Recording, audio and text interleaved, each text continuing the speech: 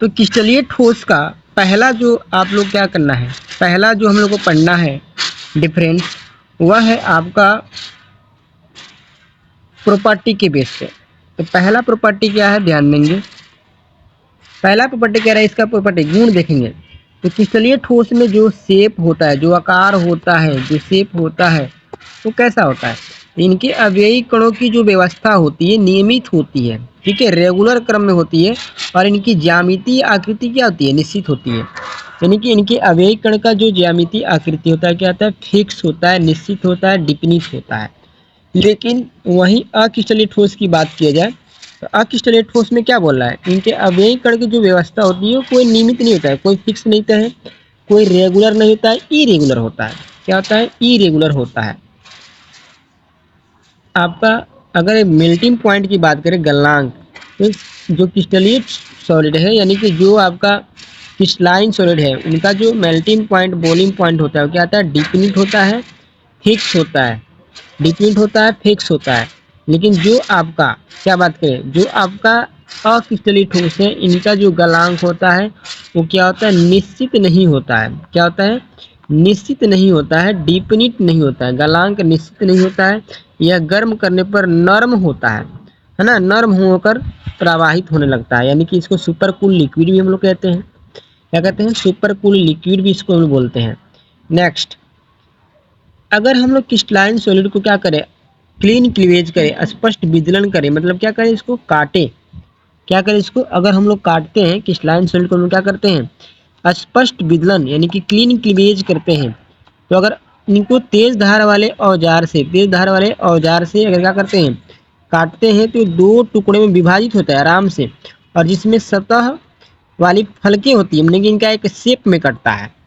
अगर इनको हम लोग क्या करते हैं, काटते हैं, तो एक शेप में कटता है।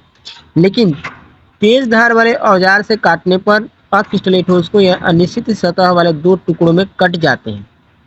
ठीक है, ये भी कटता है, ये भी कटता है, लेकिन कंडीशन क्या है, कंडीशन ये है कि ये वाला जो है ये क्या होगा, एक प्लेन शेप में कटेगा, लेकिन ये क्या है, इरेगुलर शेप में कटेगा।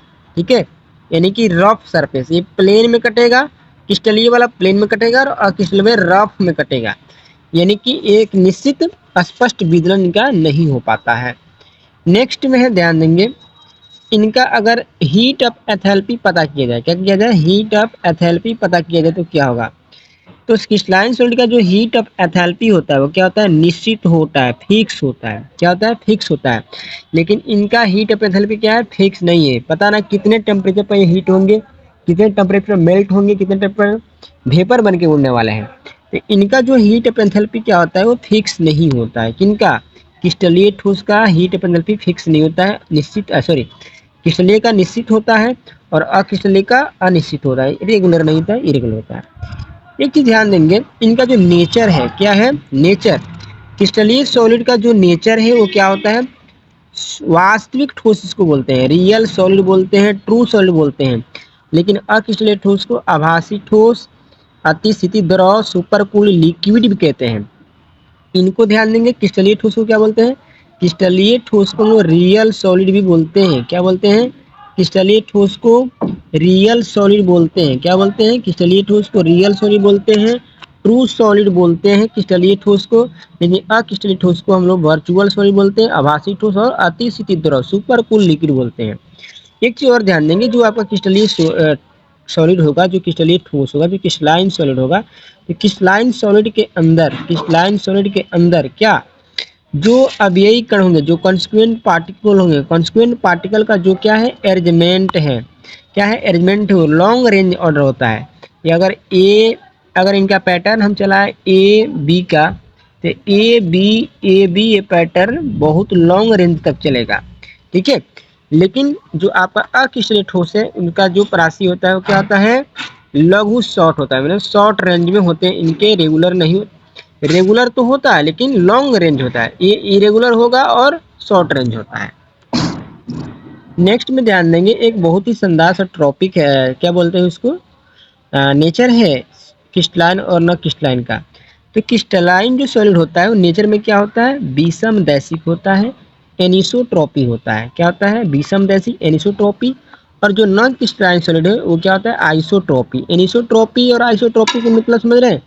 एनिसोट्रॉपी का मतलब होता है कि अगर कोई एक फिजिकल प्रॉपर्टी जैसे रिफ्रैक्टिव इंडेक्स हो, क्या पता करना हो, रिफ्रैक्टिव इंडेक्स हो, अपवर्तनांक हो, विद्युत चालकता हो, अगर किसी भी डायरेक्शन से अगर मेजर करते हैं किसका, क्रिस्टलाइन सॉलिड का, तो क्या होता है, विषम अलग अलग आता है, सेम नहीं आता है। क्या आता है, अलग अलग आता है, सेम नहीं आता है, इसलिए इसको बोलते हैं एनिसोट्रॉपी। और अक्रिस्टलीय ठोस का अगर हम फिजिकल प्रॉपर्टी पता करें, अपवर्तनांक, refractive index, electrical conductivity, thermal conductivity अगर मेजर करते हैं तो किसी भी डायरेक्शन से क्या आता है, सेम आता है, इसलिए इसको बोलते हैं आइसोट्रॉपी। तो ध्यान देंगे, क्रिस्टलाइन सॉलिड क्या होता है, एनिसोट्रॉपी, नॉन क्रिस्टलाइन सॉलिड क्या है, आइसोट्रॉपी। ये आपका क्या है, डिफरेंस था। ये हिंदी मीडियम में था और यहाँ पर इंग्लिश मीडियम में भी आपको लिखा हुआ है, ध्यान देंगे। क्रिस्टलाइन और नॉन क्रिस्टलाइन सॉलिड का यहाँ पर इंग्लिश मीडियम में भी लिखा हुआ है कि इनके अंदर जो एटॉमिक अरेंजमेंट है क्या होता है, हाईली ऑर्डर्ड रिपीटेड पैटर्न और विथ लॉन्ग रेंज ऑर्डर होता है। यानी कि इनके अंदर जो कंस्टिट्यूएंट पार्टिकल होते हैं उनका अरेंजमेंट जो होता है क्या होता है, रिपीटेड पैटर्न होता है, रेगुलर होता है और लॉन्ग रेंज होता है। लेकिन वही बात करें एमॉर्फस में रेगुलर नहीं होता है, इरेगुलर रैंडम होता है, डिसऑर्डर अरेंजमेंट होता है और लॉन्ग रेंज ऑर्डर नहीं होता, शॉर्ट रेंज ऑर्डर होता है। ठीक है, नेक्स्ट में ध्यान देंगे,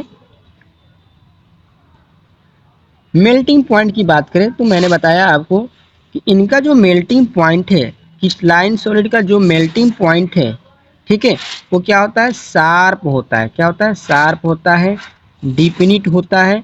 मेल्टिंग पॉइंट स्पेसिफिक टेम्परेचर पर शार्प और डिफिनिट होता है।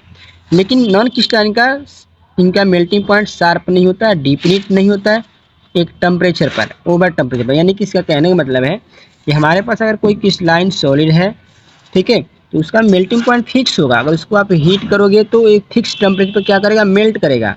लेकिन जो आपका नॉन क्रिस्टलाइन एमरफॉस सॉलिड है उसका मेल्टिंग पॉइंट फिक्स नहीं होता, शार्प नहीं होता है। ठीक है, नेक्स्ट में ध्यान देंगे, अगला डिफरेंस है आपका, अगला डिफरेंस है क्लीन क्लीवेज फ्रैक्चर। यानी कि अगर क्रिस्टलाइन सॉलिड को क्या करते हैं, ब्रेक करते हैं, ब्रेक इनटू अ स्मूथ, अगर इसको काटते हैं, तोड़ते हैं, फोड़ते हैं, तो एक प्लेन सरफेस में क्या होता है, क्लीन क्लीवेज इनका हो जाता है, प्लेन सरफेस में क्लीन क्लीवेज होता है। लेकिन वही नॉन क्रिस्टलाइन सॉलिड को हम लोग करते हैं तो एक कर्व में कटेगा, सेल लाइक कटेगा, फ्रैक्चर में करेगा।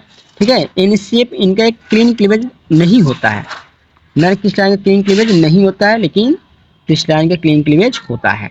यानी कि उसको अगर हम आप कोई शार्प वाली चीज़ से भी कट करते हैं तो स्मूथ में कटेगा।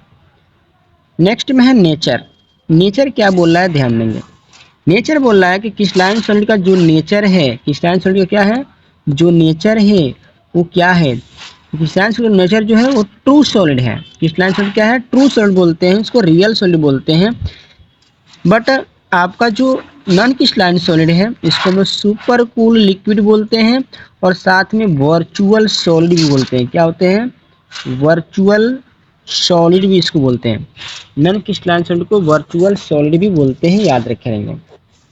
ठीक है, और साथ में ये भी याद रखें सुपर कूल लिक्विड भी बोलते हैं, किसको, नॉन क्रिस्टलाइन सॉलिड को सुपर कूल लिक्विड भी बोलते हैं। क्रिस्टलाइन सॉलिड को ट्रू सॉलिड बोलते हैं, रियल सॉलिड भी बोलते हैं, ये भी याद रखें। क्या बोलते हैं, रियल सॉलिड भी बोलते हैं। ठीक है, क्रिस्टलाइन सॉलिड को रियल सॉलिड भी बोलते हैं। ये पेन सही से नहीं चल रहा है, पता ना क्यों, ये पेन सही से नहीं चल रहा है। ठीक है, तो क्या बोलते हैं इसको, ट्रू सॉलिड, रियल सॉलिड बोलते हैं और रियल सॉलिड, ट्रू सॉलिड और रियल सॉलिड भी हम लोग बोलते हैं। नेक्स्ट में है, next property, crystalline solid nature में क्या होता है, तो क्रिस्टलाइन सॉलिड का जो नेचर होता है तो एनिसोट्रॉपी होता है। क्या होता है, एनिसोट्रॉपी। क्रिस्टलाइन सॉलिड का नेचर क्या होता है, एनिसोट्रॉपी होता है। क्रिस्टलाइन सॉलिड का क्या होता है, एनिसोट्रॉपी। एनिसोट्रॉपी मतलब physical property differ in different direction. अगर इनका हम क्या करें, रिफ्रैक्टिव इंडेक्स मेजर करें, कंडक्टिविटी मेजर करें, कंडक्टिविटी, ठीक है, कंडक्टिविटी मेजर करें, इंडेक्स मेजर, थर्मल कंडक्टिविटी, तो डिफरेंट डायरेक्शन में क्या होता है, डिफरेंट डिफरेंट आता है। लेकिन आपका जो नॉन क्रिस्टलाइन सॉलिड है, ये क्या होता है, आइसोट्रॉपी होता है। आइसोट्रॉपी मतलब physical property are the same all direction में क्या होता है, सेम होता है, लेकिन क्रिस्टलाइन में क्या होता है, डिफरेंट होता है। ये हो गया। और ध्यान देंगे इसका आपको एग्जाम्पल भी कुछ लिखना पड़ता है। क्रिस्टलाइन सॉलिड के एग्जाम्पल में है सॉल्ट है, क्वार्टज है, डायमंड है, ठीक है। और नॉन क्रिस्टलाइन सॉलिड में क्या है, ग्लास है, प्लास्टिक है और रबर है। ग्लास है, प्लास्टिक है और रबर है। ये आपका डिफरेंस है जो आपको हिंदी मीडियम इंग्लिश मीडियम दोनों साथ में हमने बताया, ताकि किसी को दिक्कत ना हो। हिंदी मीडियम वाले भी आराम से लिख सकते हैं, इंग्लिश मीडियम वाले भी आराम से एग्जाम में लिख सकते हैं या कहीं लिख सकते हैं। तो ये आपका क्या रहा, आज का टॉपिक था क्रिस्टलाइन सॉलिड और नॉन क्रिस्टलाइन, यानी कि क्रिस्टलीय ठोस और अक्रिस्टलीय ठोस में क्या था, डिफरेंस था। तो ऐसे ही आप लोग को डेली एक वेरी वेरी इंपॉर्टेंट क्वेश्चन मिलेगा, जो आपको बोर्ड एग्जाम के लिए बहुत बहुत क्या है, इंपॉर्टेंट है।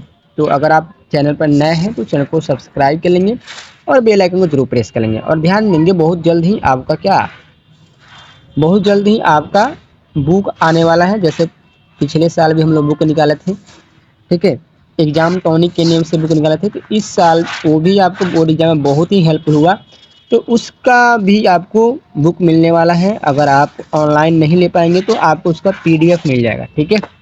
आप लोग को पीडीएफ मिलने वाला है, जिसमें आपको वेरी वेरी इंपॉर्टेंट कितने क्वेश्चन रहेंगे, very very important 105 subjective question रहेगा।